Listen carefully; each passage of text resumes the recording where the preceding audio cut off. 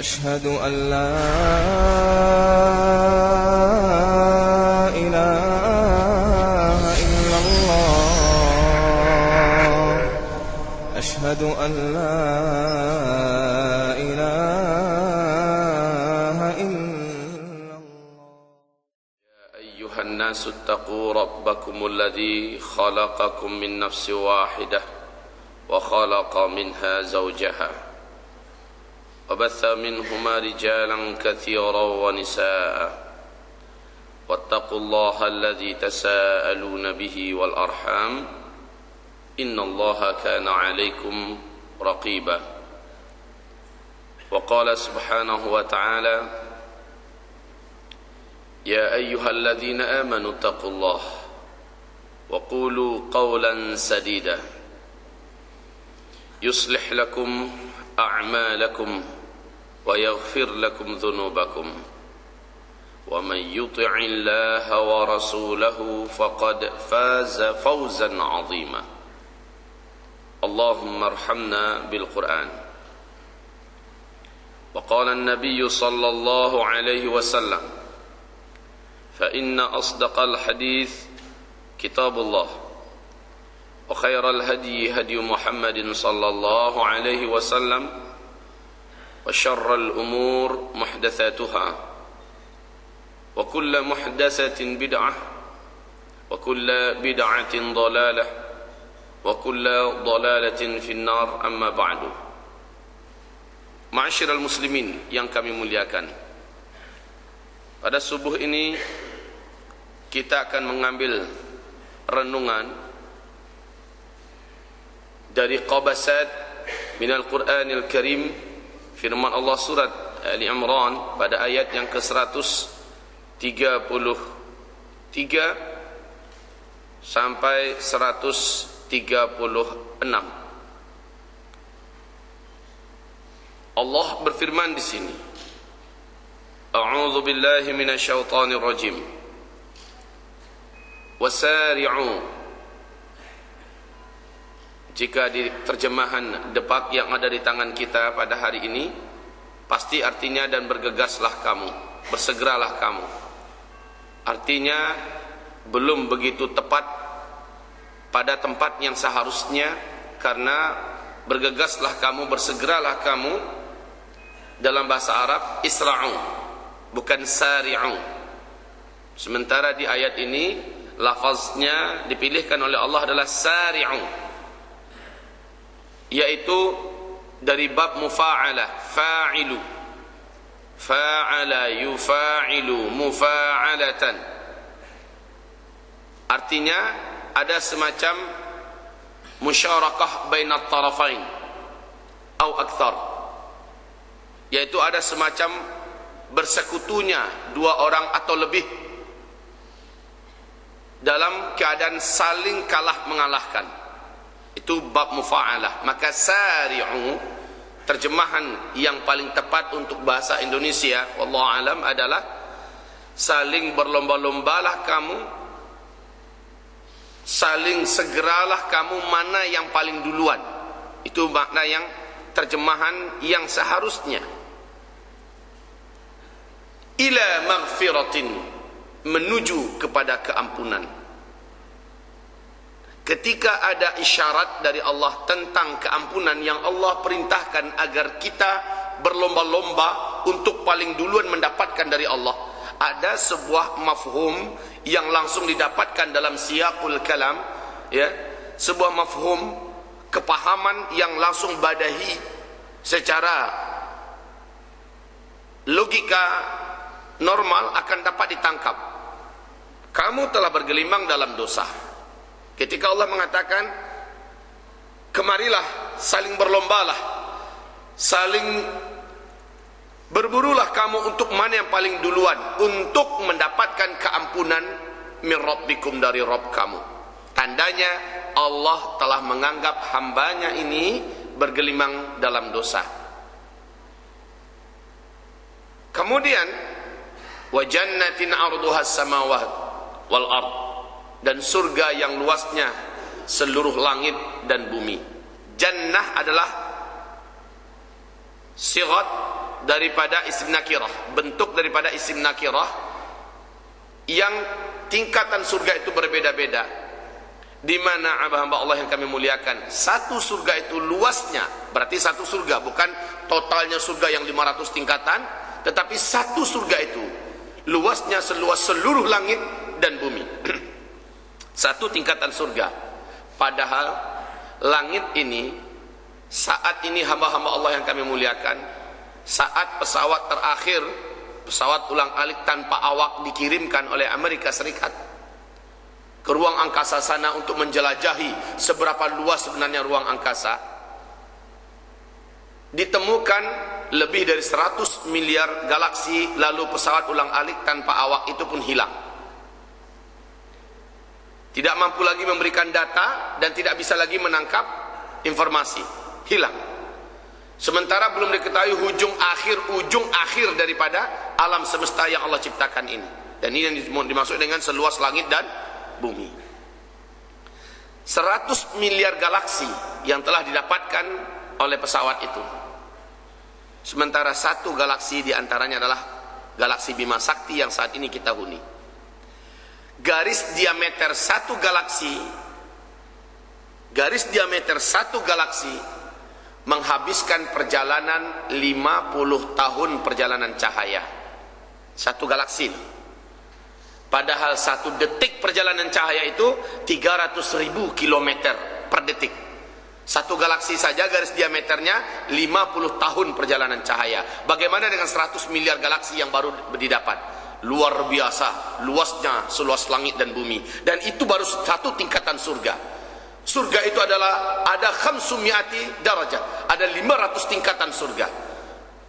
Dan orang yang berhak memasuki surga semacam itu, ibarat Allah yang kami muliakan, adalah orang-orang yang sudah tidak lagi berdosa. Makanya Allah mengatakan, kalau kamu ingin surgaku, kamu tidak boleh ada dosa, karena orang berdosa tak layak masuk ke dalam surga. Nah, kaum muslimin, sebelum kamu dicuci dari dosa-dosamu di dalam neraka, sebaiknya kamu segerakan mencucinya di dunia ini. Sari'u, saling berlomba-lombalah kamu ila maghfirah, menuju keampunan min rabbikum, daripada Rabb kamu. Yang ajib ini kaum muslimin, Allah menganggap kita sudah bergelimang dalam dosa. Allah menganggap kita sudah bergelimang dalam dosa. Anggapan kita selama ini kita tidak pernah berzina, kita tidak pernah menenggak barang-barang haram, minum minuman haram, kita tidak pernah mencuri, kita tidak pernah membunuh orang, korupsi dan sebagainya. Menurut kita, kita sholat 5 waktu.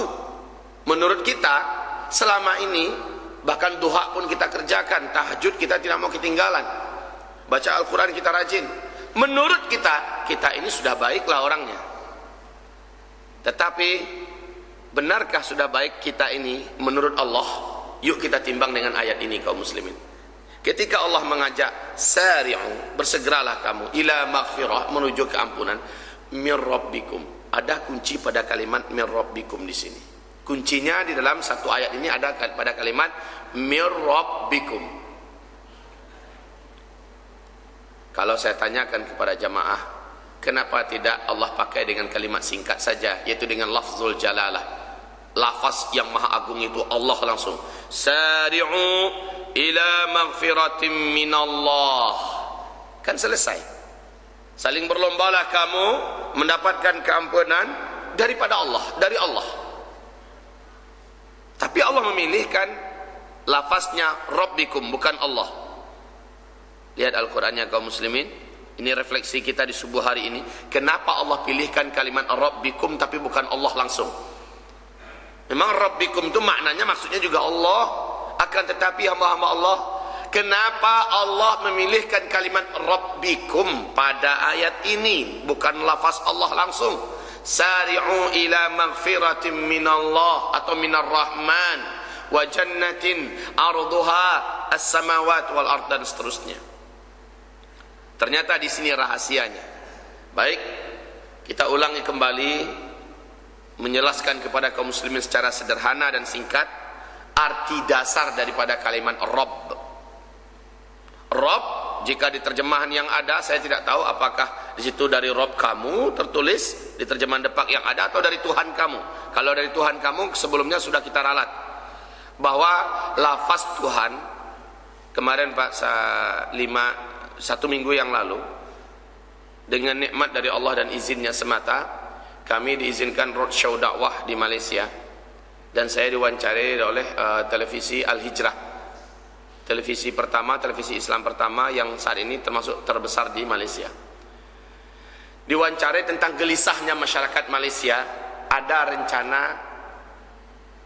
umat Nasrani di sana ingin mengganti nama Tuhan Allah menjadi Allah. Para ulama-ulama dan kaum muslimin tidak terima. Lalu ada lagi yang mereka ributkan tentang masalah menyebut Allah dengan nama God dan Tuhan. Kenapa? Subhanallah, ternyata di dalam kamus bahasa Indonesia kaum muslimin, Tuhan itu adalah asal kata dari bahasanya Sangsekerta. Menurut keyakinan orang Hindu, ya, menurut keyakinan umat Buddha, bahasa Tuhan ini didapatkan dalam bahasa mereka, yaitu ini adalah pimpinan tertinggi para dewa-dewa. Ada dewa air, ada dewa petir, ada dewa angin, ada dewa udara, ada dewa awan, ada dewa tanah, pokoknya dewa-dewa. Nah, dari para dewa-dewa itu, satu orang diangkat menjadi ketuanya. Ketuanya para dewa-dewa ini disebut dalam bahasa Sangsekerta dengan istilah Tuhan. Pertanyaan yang dimunculkan kepada kita, dan ini yang digelisahkan oleh masyarakat saudara muslim kita di Malaysia sana, apakah Allah itu salah satu di antara para dewa sehingga dia layak disebut dengan Tuhan karena dia memimpin dewa-dewa yang lain? Subhanallah, maha suci Allah. Qul huwallahu ahad. Allah itu ahad, Allah adalah Allah. Makanya Allah mengatakan, walillahil asmaul husna fad'uuhu biha. Allah sudah memiliki asmaul husna, dan Allah mengajarkan sebahagiannya kepada kamu. Panggil olehmu Allah dengan salah satu nama yang telah diturunkannya, yang telah diajarkannya. Wadharul ladzina yulhiduna fi asma'i. Berpalinglah kamu, tinggalkanlah, dan jangan memanggil Allah dengan nama-nama yang Allah tidak ajarkan. God, dewa, sang hyang, Tuhan, ya. Nah, kaum muslimin, kalau dapat kita saja ya, tapi ini tidak usah dibawa ribut keluar, kita saja. Kita robahlah keseharian kita dari memanggil Tuhan dengan memanggil Allah. Panggil saja Allah, ya Allah, ya Rabbi. Hindarilah kita memakai ya Allah, ya Tuhanku. Ya, walaupun mindset dan mining yang ada di dalam masyarakat kita secara umumnya, yang mereka maksud dengan Tuhan itu adalah Allah yang Maha Ahad. Jadi ini tidak perlu kita perdebatkan di luar, tapi kita beretika kepada Allah, kita panggil Allah dengan Allah saja. Selanjutnya, kita kembali kepada tafsir dari surat Al-Imran ayat 133 tadi. Kenapa tidak lafaz Allah saja dipakaikan di ayat ini oleh Allah? Kenapa Allah memilihkan Rabbikum? Kembali kepada makna dasar yang ada pada Rabb. Rabb dalam lisanul Arab, di dalam lisanul Arab oleh Syekh Ibnul Manzur, adalah kitab kamus yang paling tebal dan takkan terkalahkan insya Allah sampai hari kiamat. Yang tebalnya kaum muslimin 1 meteran lebih lisanul Arab itu. Mana ada kamus dunia yang setebal itu? Rabb di sini arti dasar daripada sang pencipta. Ini arti yang pertama, Rabb. Yang kedua, yang merawat, yang memperindah, yang mempercantik apapun yang telah diciptakannya. Yang ketiga, yang memiliki, yang memberi rezeki sekalian apapun yang telah diciptakannya. Ini makna Rabb, terkandung beberapa pengertian yang lain. Yang keempat, makna Rabb, dia adalah yang maha mengatur. Ketika namanya Rabb itu sang maha pengatur, otomatis hanya Allah lah yang bisa mengatur seluruh makhluknya. Untuk di bumi, hanya Allah lah yang berhak mengatur siapapun yang hidup di muka bumi, khususnya jin dan manusia. Makanya Allah subhanahu wa ta'ala menurunkan aturannya yang maha apik, maha sempurna, tidak ada cacat celah, tidak ada kekurangan sedikit pun, dan bisa diadu tanding dengan siapapun sampai kapanpun dimanapun. Al-Quranul Karim, inilah aturan Allah. Ini adalah rububiyah Allah untuk makhluknya. Rabbil alamin, pengatur alamin. Kaum muslimin, hubungannya apa dengan sari'u ila maghfirah? Bersegeralah kamu mendapatkan keampunan, saling berlombalah untuk mendapatkan keampunan mir rabbikum, dari Rabb kamu. Dipilihkan kalimat Rabb di sini. Rahasianya kita dianggap bergelimang dengan dosa karena selama ini Allah melihat kita belum kafah memakai aturan Allah, yaitu Al-Quran ini. Kita belum kafah memakai aturan Allah, yakni Al-Quran ini. Islam adalah aturan hidup dari Allah. Di dalamnya ada Al-Quran, dan penjelas Al-Quran itu As-Sunnah. Inilah dia aturan Allah. Saat kita membangun kehidupan ini sendirian, berkeluarga, bermasyarakat, tidak dengan aturan Allah yaitu Islam, yang di dalamnya panduan kitab Al-Quran dan Sunnah, di saat itu pasti kita sedang memakai panduan hidup yang lain. Apakah panduan hidup hawa nafsu kita? Apakah panduan hidup yang diwariskan oleh orang Barat? Apakah panduan hidup yang dibuat oleh orang Timur? Atau panduan hidup yang dibuat oleh masyarakat tempatan? Antara itu saja Pak, jalan ini cuma dua. Fahadainahun najdain, kami bentangkan di depan mereka itu dua jalan. Jalan Allah yang kafah itu Islam menuju ke surga, dan jalan hawa nafsu, jalan buatan manusia, peraturan hidup yang dibuat oleh manusia, dan ini ujungnya adalah neraka. Siapapun yang sedang berjalan di sini, otomatis dia sedang berjalan menuju ke murkaan Allah. Siapapun yang berjalan dia di jalan Islam ini, maka otomatis dia ada di jalan ridha Allah Subhanahu wa taala. Saya baca bismillah, saya teguk 3 kali teguk, persis seperti yang disunnahkan oleh Rasulullah. Minumlah duduk, saya sudah duduk. Minumlah dengan tangan kanan, saya minum dengan tangan kanan. Minumlah baca bismillah, saya minum dengan baca bismillah. Minumlah 3 teguk kata Rasulullah. Itu lebih nikmat, lebih berkah, lebih sehat. Saya lakukan, maka saya sudah menjalankan aturan Allah lewat Rasulullah yang mulia menyampaikannya kepada kita.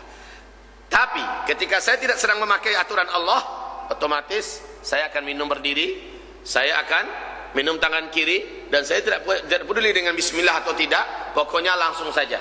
Dan karena haus, saya glak-gluk habis 1 gelas satu kali trip.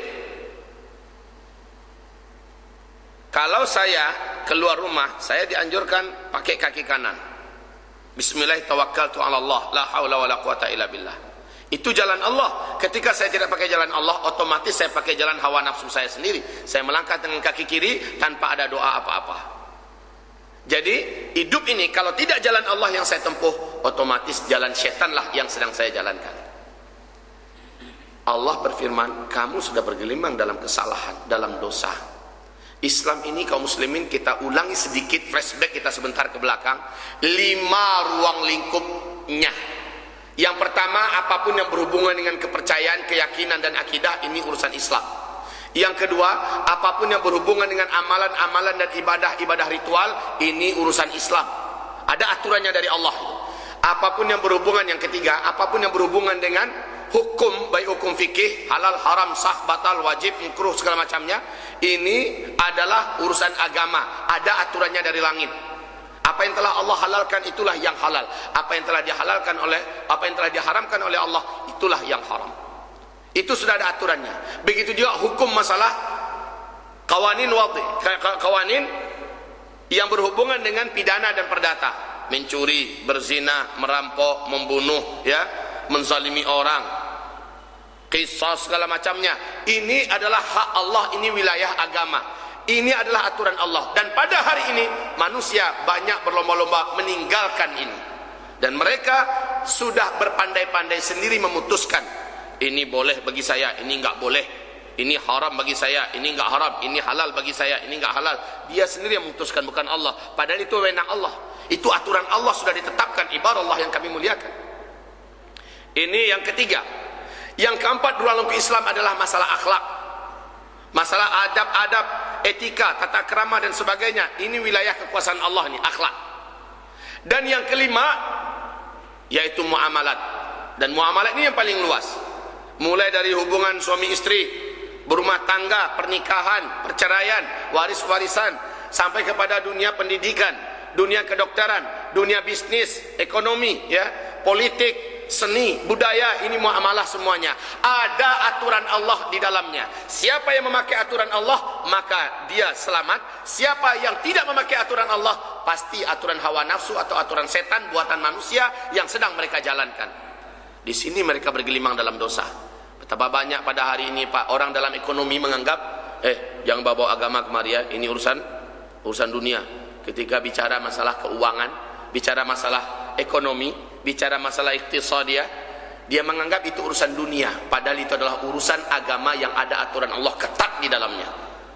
Fikih yang paling tebal di dalam Islam disebut dengan fiqhul muamalat, jual beli di pasar. Sehingga Ali bin Abi Thalib berkata, siapa yang tidak mendalami dan tidak mengerti fikih muamalah, khususnya dalam hal jual beli, tidak boleh dia mencemplungi pasar kami, ya. Tidak boleh dia berbisnis sampai dia mengerti dulu dan ilmu dulu tentang masalah fikih muamalah. Kenapa? Banyak nyerempetnya. Banyak nyerempetnya. Contoh sederhana saja. Rasulullah menghimbau untuk kurban. Lalu ada satu orang membawa kurban dengan 2 ekor kambing kurus-kurus. Apa kata Rasulullah SAW? Kalaulah kamu bawa 1 ekor saja lebih baik, tapi gemuk daripada 2 ekor kurus-kurus. Hah? Oh begitu ya Rasul? Iya kata Rasul. Baik. Dia pun pergi ke pasar dan dia datang balik bawa 1 ekor kambing yang gemuk. Apa kata Rasulullah? Bagus ini yang kayak gini untuk kurban itu. Tapi yang tadi yang kurus 2 ekor tadi mana? Kata Rasul. Ya Rasul, saya tukar dengan ini. Saya pergi ke pasar, saya tukar, saya ambil yang gemuk, dia ambil 2 yang kurus yang punya saya. Kata Rasulullah, balikkan cepat, yang kamu lakukan itu riba. Bagaimana ya Rasulullah? Jual dulu 2 ekor itu, berapa dapat uangnya, kamu belikan ini. Kalau kita pikirkan Pak, itu juga hasilnya kan? Betul tidak? Di sana-sana juga hasilnya. Tapi kenapa Nabi Muhammad SAW menyuruh jual dulu yang itu, baru kamu beli yang ini? Karena konsep riba itu yang seperti itu ibarat Allah. Menukar semacam dengan semacamnya. Beras yang jelek 50 liter ditukar dengan beras cantik kualitas nomor 1, tapi dapatnya cuma 25 liter. Tukar guling begitu aja. Itu yang dimaksud dengan riba. Barang yang berkualitas, dalam hal ini umpamanya garam berkualitas dengan garam yang masih kualitas paling rendah. Garam yang kualitas paling rendah 50 kilo, garam yang kualitas cantik 20 kilo, tukar guling saja. Ini riba. Ustaz, ujung-ujungnya kan di situ juga Pak Ustaz. Harusnya kan kita jual garam yang 50 kilo ini, yang kotor ini, hasilnya kan kita beli yang 20 kilo yang bagus ini, kan di sana-sana juga hasilnya. Masalahnya sekarang yang menentukan halal haram itu adalah Allah. Kalau Allah mengatakan itu haram, maka kewajiban kita hanya sami'na wa ata'na. Bukankah kita belum lupa dengan hadis Nabi Muhammad sallallahu alaihi wasallam yang mengatakan kullu ummati yadkhuluna jannah, seluruh umatku pasti akan masuk ke dalam surga, illa man aba, kecuali yang tidak mau. Qalu wa man ya'ba ya Rasulullah. Bertanyalah para sahabat, wahai Rasulullah, siapa orang yang enggak mau masuk surga itu, siapa? Qal, Nabi menjawab, man ata'ani dakhalal jannah wa man asani faqad aba. Siapa yang mengikuti aku, patuh kepada ajaran yang aku sampaikan, aku ajarkan, aku perintahkan, itulah umatku yang akan masuk surga. Wa man asani faqad aba. Tapi siapa yang pembangkang, siapa yang melawan, siapa yang menentang, siapa yang menyimpang dari ajaranku, itulah umatku yang tidak mau masuk surga. Padahal Pak, kalau ditanya lah orang Islam sebumi ini, ente di akhirat mau surga atau neraka, pasti jawabannya sama dengan kita Pak. Betul nggak Pak? Bahkan preman-preman di penjara, saya ada rutin Pak di Riau mengisi setiap bulan itu di LP. Tidak ada seorang pemuda pun yang ada label muslim di KTP-nya yang tidak ingin menjadi ahli surga. Semuanya ingin jadi ahli surga. Cuma masalahnya Rasulullah dalam Sahih Muslim mengatakan, umatku yang akan masuk surga dengan umatku yang akan dimasukkan Allah ke neraka, perbandingannya adalah setiap kelipatan 100 orang, 99-nya dinerakakan oleh Allah. Satu yang selamat masuk surga. Di riwayat yang lain, siapa yang selamat ini? Yang patuh. Jadi jangan banyak tanya kalau Islam ini sebenarnya, jangan banyak tanya. Oh begitu perintah Allah, perintah Rasulnya, khalas sami'na wa ata'na. Kami dengar, kami patuh. Yang agama ini dasarnya patuh. Ya contoh Pak, maaf ya, kita kan pernah melogikakan, dan ini memang nggak masuk dalam logika. Kita ini disuruh sholat itu wudhu, kita sudah lakukan wudhu. Caranya jangan kita protes pula, kenapa harus muka dulu, kenapa nggak tangan dulu, habis itu kaki, habis pokoknya dikerjakan semua, kenapa harus urutannya, patuh aja lah, kan begitu simbolnya Pak. Dan tiba-tiba kita kentut, tumut, nah lah lepas wudhu kita, peraturannya kan begitu. Kan bisa saja kita demo, kenapa kalau kentut batal wudhu, membuat susah aja, kan begitu kan. Lagi pula setelah kentut, kalau memang harus wudhu, kenapa nggak bagian itu saja yang dibersihkan? Kok harus pakai cuci muka ulang dari awal lagi? Mau masuk surga enggak? Balas kepada orang itu, masuk surga enggak? Kalau iya jangan banyak tanya, kerjakan saja. Karena agama ini dasarnya adalah sami'na wa, dan itu yang membedakan orang beriman dengan orang Islam kebanyakan. Perhatikan di surat Al-Hujurat ayat 14 itu. Qalatil a'rabu amanna qul lam tu'minu walakin qulu aslamna. Telah berkata orang-orang kebanyakan, orang-orang Arab Badui kebanyakan itu, kami ini orang beriman. Hai Muhammad, katakan kepada mereka lam tu'minu, tidak, sama sekali kamu itu belum lagi beriman. Walakin qulu, tapi kamu boleh mengatakan aslamna, kami orang Islam. Karena beda kalau orang beriman dilanjutkan oleh Allah Subhanahu wa taala, wa in tuti'ullaha wa rasulah. Kalau kamu memang sudah benar-benar patuh dan penurut kepada Allah, kepada Rasulnya, kepada Al-Quran, kepada Sunnah, maka saat itu baru kamu diakui orang beriman. Kalau orang Islam Pak, payah, banyak ngeyelnya. Kalau orang beriman kan begitu, sami'na wa ata'na, kami dengar, kami patuh, kami jalankan, itu orang beriman.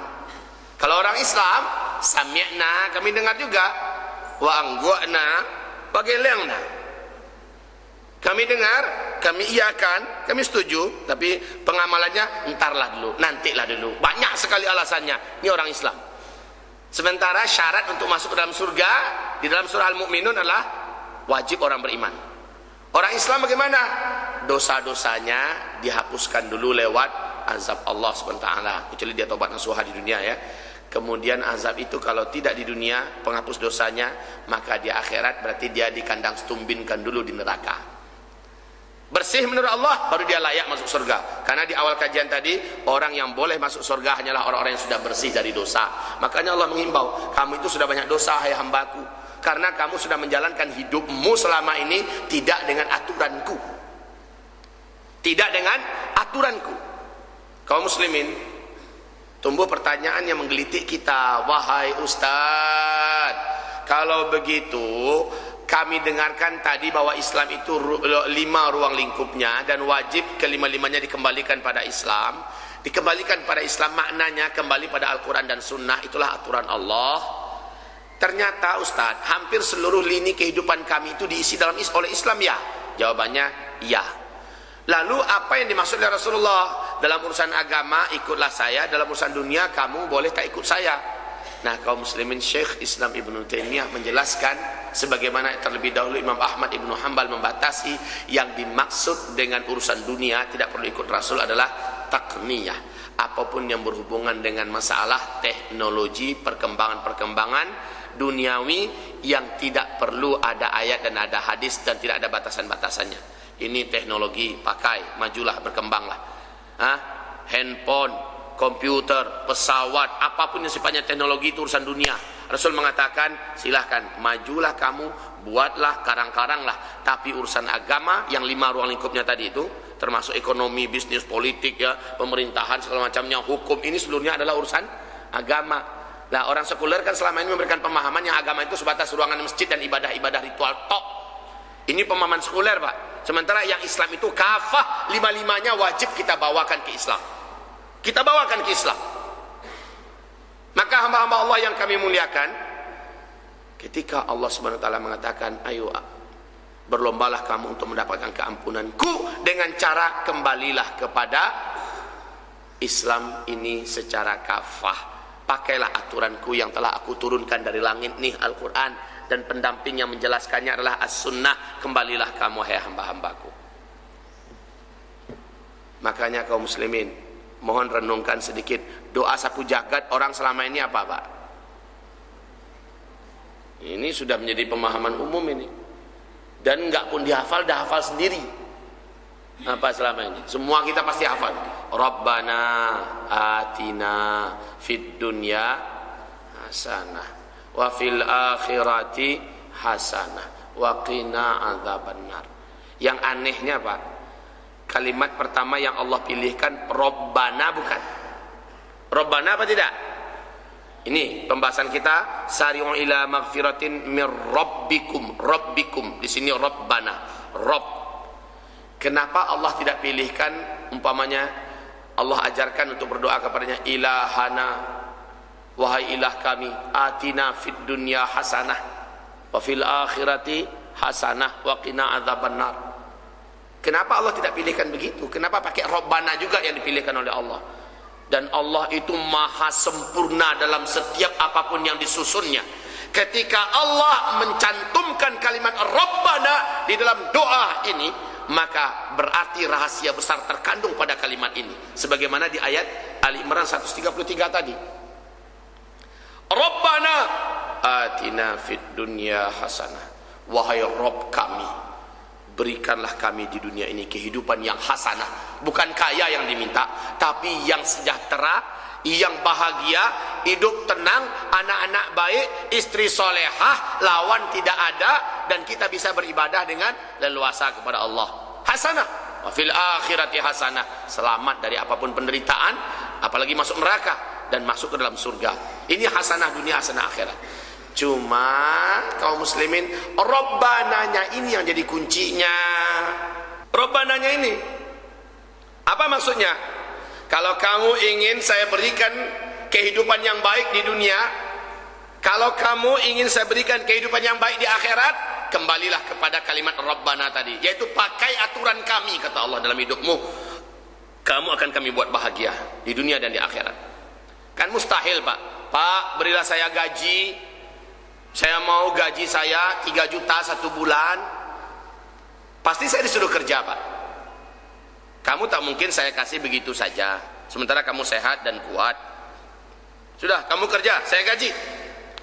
Gaji kamu 1 hari 100 ribu. Asal kamu kerja, saya gaji. Kamu dapat 3 juta 1 bulan yang kamu target, yang kamu kehendaki, kamu dapat. Mungkin nggak Pak, saya kebagi-bagi aja 100 ribu, 100 ribu, tiap orang dapat 100 ribu, lalu 1 bulan dapat 3 juta masing-masing orang, sementara mereka nggak kerja. Dalam hal ini Allah akan memberikan kepada kita gaji, yaitu hasanah fid dunia, kehidupan yang baik di dunia setelah kita kerja. Apa kerjaan kita? Pakai aturan Allah dalam hidup, itu kerjaan kita.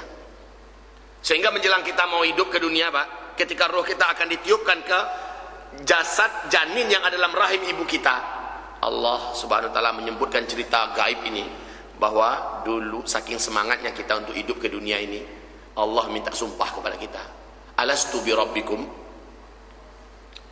Mau nggak kamu bersaksi dan kamu berjanji, kamu bersumpah, kalau kamu saya izinkan hidup, bahwa kamu akan alastu bi rabbikum. Kenapa? Alastu bi ilahikum. Bukankah aku ini adalah ilah kamu yang kamu sembah nanti di dunia? Kan bisa begitu Pak. Tapi Allah milihkan kalimatnya rabbikum, sang pengatur. Kamu nanti mau nggak tunduk dan patuh pada aturanku kalau kamu sudah saya izinkan hidup ke dunia? Jadi kontrak kita bisa hidup ke dunia ini adalah hamba Allah, seluruh kita tanpa terkecuali, termasuk orang kafir, Yahudi dan Nasrani dan sebagainya. Kontrak mereka itu bisa hidup, dan Allah izinkan bergabung roh kita dengan jasad yang ada di rahim ibu kita adalah kesiapan kita. Dan ini Allah ingatkan kembali dalam Al-Quran agar kita tidak membantah Allah di akhirat. Jadi sekali lagi, kalau ingin hidup bahagia, jalankanlah aturan Allah. Orang yang menyimpang dari aturanku, kata Allah, fa inna lahu ma'isyatan dhanka. Aku sediakan untuknya kehidupan yang susah. Aku sediakan untuknya kehidupan yang payah. Walaupun rezeki banyak melimpah, tetapi rezeki itu membawa bencana. Bukan uang yang membuat kita bahagia kaum muslimin, bukan jabatan, bukan pekerjaan, bukan nama kita yang harum di papan kelas atas, bukan. Justru dunia ini adalah penggelisah nomor 1. Saya sering mencontohkan kaum muslimin. Bapak bawa mobil cantik Pak, bapak bawa mobil cantik. Jangan mobil lah, bawa tas Pak. Isi tas bapak itu kain sarung, Al-Quran. Isinya sabun, odol gigi. Istilahnya itu bapak bawa. saya yakin kemanapun bawa tas itu, bapak tidak akan gelisah. Cuma isinya itu. Tapi coba ketika bapak isi dalam tas itu uang yang baru diambil dari bank sejumlah 200 juta, kemudian emas 1 kilo, 1 batangan, ditaruh dalam tas itu, bapak gelisah nggak setelah membawa tas itu? Gelisah nggak? Mata bapak kan tajam melihat siapa saja, dak dikduk ya, cemas. Kalau berwudu pasti tidak akan mau kita jauh-jauhkan dari diri kita. Kalau sholat mata mungkin dia sebentar ngeliat ke situ. Ini tanda kegelisahan itu terjadi. Dunia ini adalah sumber gelisah. Semakin banyak dunia melengket kepadanya, ada pada dirinya, dia akan semakin gelisah. Inilah orang makanya menjadi budak bagi dunia, dia akan menderita oleh dunia. Maka dunia tidak akan bisa mengantarkan orang kepada kebahagiaan. Tidak, kaum muslimin. Tetapi yang bisa mengantarkan orang kepada kebahagiaan adalah hubungannya yang harmonis, dekat dengan Allah Subhanahu wa taala. Ini akan mengantarkan huwallazi anzalas sakinata fi qulubil mu'minin. Dialah Allah yang mampu menurunkan ketenangan, kebahagiaan ke dalam hati orang-orang yang beriman. Bagaimanapun duit, pergi ke Bali, banyak uangnya, pergi ke Bali, pergi ke Swiss, pergi ke Paris untuk mencari kebahagiaan. Dia hanya akan mendapatkan kebahagiaan semu yang setelah itu dia akan semakin gersang dan hampa. Dia capek-capek mencari sekian bulan, dihabiskan hanya beberapa hari, tetapi kebahagiaan yang diinginkan tidak pernah. Orang yang beriman, Pak, kebahagiaannya permanen.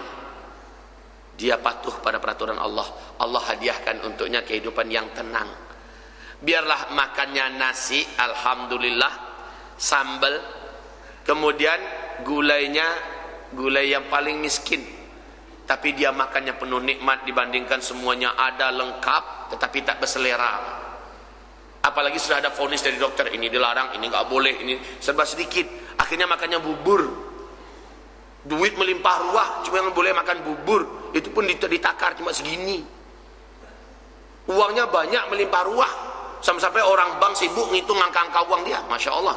Tapi bahagia nggak? Enggak. Banyak orang besar yang kaya raya itu, Pak, ujungnya bunuh diri hidupnya. Saking nggak bahagianya mereka. Karena kebahagiaan itu tidak pada duit. Justru dengan adanya duit dia makin gelisah. Hamba-hamba Allah yang kami muliakan, kembali kita kepada ayat tadi. Ketika Allah menyebutkan, kamu telah berdosa wahai hambaku, karena kamu telah meninggalkan banyak peraturanku. Untuk supaya kamu layak menjadi ahli surgaku, kamu harus kembali dalam keadaan bersih. Caranya taubatlah kamu, kembalilah ke jalanku, pakailah aturanku. Sari'u ila maghfiratin min rabbikum. Kamu akan saya berikan bonus. Bukan hanya hidupmu di dunia saya buat tenang, hatimu saya buat nyaman, keluargamu saya buat sakinah, mawaddah, warahmah, tetapi di akhirat kamu akan mendapatkan surgaku. Kamu akan kekal di dalamnya selama-lamanya. Cukup kita buka ruang tanya jawab, karena disebutkan tadi waktunya 50 menit. Setelah itu kita buka ruangan diskusi tanya jawab. Tafadhol, apabila ada yang ingin kita diskusikan tentang topik dan materi yang kita sampaikan tadi. Inilah refleksi kita pada subuh hari ini, renungan dari surat Ali Imran pada ayat 133, bahwa sesungguhnya tidak ada cara untuk bisa diterima kembali oleh Allah dan layak menjadi penghuni surga yang kita rindukan kecuali kita kembali kepada aturan Allah secara kafah. Ya ayyuhalladzina amanu udkhulu fis-silmi kafah. Masuklah kamu ke dalam agama Allah ini secara kafah. Lima-limanya, Pak, dimasuki. Di bidang muamalatnya kita masuki, bidang ibadahnya kita masuki. Ini maaf kaum muslimin, mayoritas umat Islam pada hari ini menyangka Islam ini hanya sebatas ibadah, sehingga ketika dia sudah sholat 5 waktu dia menganggap dirinya sudah ibadah itu kepada Allah. Ketika dia puasa Ramadan, melaksanakan haji ke tanah suci, dia bersedekah, berinfak, baca Quran, dia menganggap sudah beribadah. Tetapi di luar daripada ibadah-ibadah ritual itu, dia tidak lagi beribadah kepada Allah, dia beribadah kepada selain Allah dengan cara menjalankan cara hidupnya dengan pikirannya sendiri, dengan hawa nafsunya, atau dengan peraturan dan undang-undang yang dibuat oleh manusia, makhluk di barat, makhluk di timur. Dan dia tidak memakai peraturan yang Allah turunkan, yaitu Islam ini sendiri. Apakah orang yang macam ini layak disebut dengan hamba Allah yang kafah? Tentu saja tidak. Pak, Ibu, tingkat orang beriman itu dalam surat Fatir, surat 35, di ayat 32 ada 3. Tingkat yang paling rendahnya yaitu disebut dengan tingkat muslim. Nah, inilah orang yang banyak bergelimang dalam dosa dan maksiat. Kapan dia berdosa dan bermaksiat? Saat apapun yang dilakukannya dalam urusan agama dia lakukan dengan hawa nafsunya, atau dia lakukan menurut apa yang baik, menurut peraturan yang ada di tempat dia tinggal, maka disitulah dia sudah bergelimang dalam dosa. Hamba-hamba Allah yang kami muliakan, agar kita tidak sampai seperti itu, maka berjuang setiap kita menjadi muslim yang kafah. Setiap apa yang kita lakukan di luar urusan teknologi, kembalikan kepada agama, kembalikan kepada agama, kembalikan kepada agama. Memang ujung-ujungnya kita akan bicara begini, Pak, fanatik banget sih, sikit-sikit agama, sikit-sikit agama. Maka kita katakan nggak dipaksa kok. Kalau ente memang mau masuk surga, begitu tawaran dari Allah, harus kafah menjadi hambanya. Kalau ente mau masuk surga, ente juga bisa masuk surga, tapi dinerakakan dulu kalau ente belum kafah. Kan begitu kaum muslimin. Dan sementara kita tidak akan sanggup dengan neraka Allah Subhanahu wa taala. Padahal kalau kita baik-baik jadi hamba Allah yang kafah, bonusnya banyak dari Allah, plusnya di dunia sebelum nanti di akhirat. Bahkankah semua kebaikan dan kebahagiaan itu di tangan Allah, dan kita menginginkannya hanyalah dengan memperbaiki hubungan kita dengan Allah, yaitu menjadi karyawan yang terbaik di sebuah kantor. Pasti dia menjadi perhatian nomor 1 oleh sang majikan, sang pimpinan. Ini karyawan teladan, karyawan terbaik, disiplin di waktu, baik kerjanya, rapi pekerjaannya, segala macamnya. Dia menjadi prioritas, percaya. Gajinya akan ditambahkan, ada bonus ini segala macamnya dipersiapkan oleh sang pimpinan. Dia karyawan yang baik. Maka seorang hamba yang baik akan mendapatkan prioritas dari Allah Subhanahu wa taala dibandingkan karyawan yang bandel, Pak. Karyawan yang bandelnya akan banyak kena tegur, kena kata-kata ketus ya, mungkin saja dipotong gajinya segala macamnya. Ini akan dirasakan oleh orang yang banyak menyimpang dari aturan Allah dalam hidup ini. Demikian hamba Allah. Kalau memang ada yang perlu kita diskusikan, insyaallah falyatafaddal masyhura. Jika tidak, maka berarti sampai di sini, atau mungkin bisa kita lanjutkan sedikit. Itu terserah kepada jemaah. Masya Allah, Bapak kami mengingatkan kita dengan fenomena yang luar biasa di dalam surat Ibrahim, fenomena ayat ya yang luar biasa dalam surat Ibrahim pada ayat yang ke-7. Wa'id, dan ingatlah ketika ta'adzana rabbukum, Rabb kalian mengumumkan, Rabb kalian. Kenapa tidak dibilangkan wa'id ta'adzana Allah, ya kan? Wa'id ta'adzana Allahu, dan ingatlah ketika Allah mengumumkan kepada kamu, la in syakartum, sungguh jika kamu bersyukur, la azidannakum, pasti benar-benar aku akan tambahkan nikmatku untukmu. Kan begitu, Pak? Wala in kafartum inna azabi lasyadid, dan sungguh jika kamu kufur, azabku sangatlah keras. Subhanallah, syukur yang dimaksud hamba-hamba Allah adalah memakai apapun nikmat yang diberikan oleh Allah Subhanahu wa taala di dalam rangka mendekatkan diri kepada Allah dengan cara yang Allah Subhanahu wa taala tunjukkan melalui agamanya. Itu dimaksud dengan syukur, Pak. Dan ini pemahaman syukur yang telah diuraikan oleh para ulama-ulama kita dari kalangan ahlus sunnah wal jamaah, baik para ahli tafsirnya, baik kalangan ahli fikihnya, ahli hadisnya. Syukur itu adalah memakai seluruh apa yang Allah berikan kepada kita dari nikmatnya untuk mendekatkan diri kepadanya dengan cara-cara yang telah diajarkannya. Kita diberinya mata, Pak. Mata ini jangan dipakai untuk melihat apa yang diharamkannya. Itu berarti yang kita pakai untuk melihat apa yang Allah halalkan, yang Allah bolehkan, yang Allah syariatkan. Baca Quran, baca kitab, dengarkan pengajian ya. Kemudian yang haram kalau kita tundukkan, ini bertanda orang bersyukur nih, Pak. Syekh Ibnul Qayyim berkata, siapa yang melihat sesuatu yang diharamkan dan dia tahu itu Allah haramkan, maka dia palingkan penglihatannya dan dia tundukkan karena tunduk pada Allah, Allah akan tambahkan kekuatan matanya. Bukan hanya matanya Allah beri tambah kuat, tambah sehat, mata hatinya Allah bukakan sehingga firasatnya tajam. Firasatnya tajam. Dan dia punya basirah yang tidak dimiliki oleh orang lain. Dan dia akan merasakan manisnya iman. 3 ini akan terjadi pada orang yang bersyukur. Makanya la azidannakum, pasti benar-benar aku tambah kepada kamu. Bapak Ibu yang kami muliakan, hanya Allah yang saya puji dan saya syukuri. Ayahanda kandung saya sekarang masih hidup, Pak. Umurnya 96 tahun. Masih hidup.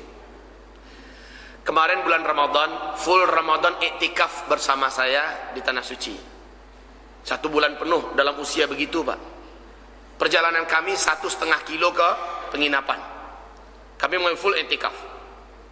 Beliau malah tawaf, dibandingkan kami istilahnya muda-muda, umur beliau yang 96 tahun, beliau sanggup melaksanakan 50 kali tawaf. Satu kali tawaf itu terhitung 7 kali putaran.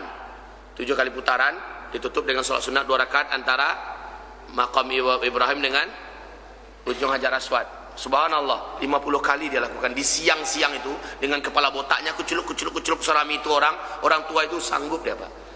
Kemudian kalau membaca Al-Quran, Pak, hanya Allah yang kita puji dan kita syukuri dengan luar biasanya pemberian Allah ya. Dia baca Al-Quran, Bapak sekarang udah mulai pakai kacamata baca Quran ya Pak ya. Beliau segoyang apapun mobil, karena beliau kemana-mana kalau pada di Sumatera Barat Pak pasti ikut terus tuh. Segoyang apapun mobil dia pasti akan terus baca Al-Quran dengan suara yang keras, nggak pakai kacamata lah. Subhanallah. Ngomong saya Pak, beliau jarak 5 meter dari saya, ngomong nih, beliau tahu tuh bisa menyimak. Usianya segitu, jalannya masih berdiri Pak, Masya Allah. Dan nggak mau siang malam itu istilahnya mau diam itu kecuali tidur, nggak mau dia berhenti. Apa yang dilakukannya dari semenjak yang ini saya ingat ya, semenjak saya mulai umur kelas 1 SD, beliau itu sudah rajin baca Quran. Tahajudnya tidak pernah tinggal, duhanya, puasa Senin Kamisnya, istilahnya amalan soleh ini beliau tidak meninggalkan.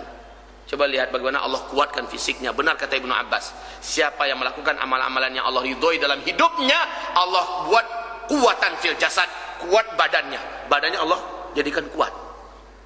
Ini la in syakartum la azidannakum. Rabb di sini adalah aturan Rabb kamu. Kalau kamu pandai menjalankan aturan Rabb kamu, itulah berarti syukur itu Pak. Menjalankan aturan Allah ya dalam rumah tangga, anak-anak kita makan minum pakai tangan kanan ya, dan dia buktikan minum pakai tangan kanan, duduk baca bismillah, berarti jalankan aturan Allah. Berarti kamu bersyukur. Dikasih oleh Allah mobil, alhamdulillah mobil dibawa ke tempat pengajian, dibawa untuk ke masjid, dibawa untuk mencari nafkah yang halal, dibawa untuk silaturahim, jangan dibawa ke tempat mesum dan tempat zina. Maka itu bersyukur namanya itu. Dipakai nikmat yang Allah berikan untuk apa-apa yang mendekatkan diri kita kepada Allah dengan cara menjalankan semua aturan Allah seperti yang diajarkan oleh Rasulullah sallallahu alaihi. Tapi kalau kamu kufur kata Allah, awas, azabku sangat keras. Azabku sangat keras. Beberapa masa yang lalu pernah diumumkan di koran kami Sumatera Barat, 7 pasang pemuda-pemudi masuk jurang dengan mobilnya, dan 7 pasang ini di 2 mobil ya. Satu mobil ada yang 7 orang, satu mobil ada yang 5 orang ya. Maaf ini kaum muslimin, semuanya dalam keadaan bugil di mobil. Enggak suami istri, masuk jurang semuanya, mati semuanya. Ini lain, walain kafartum inna adzabi lasyadid. Kalau kamu kufur, artinya kamu tidak mau menjalankan aturanku, padahal aku sudah berikan kepadamu aturan itu dalam hidupmu, kamu tidak mau jalankan, azabku sangat berat. Indonesia ini Pak, boleh kita katakan sedang merasakan azab dari Allah. Kenapa? Aturan Allah nggak dipakai di Indonesia, makanya merasakan Indonesia ini berbagai macam bencana, musibah segala macamnya.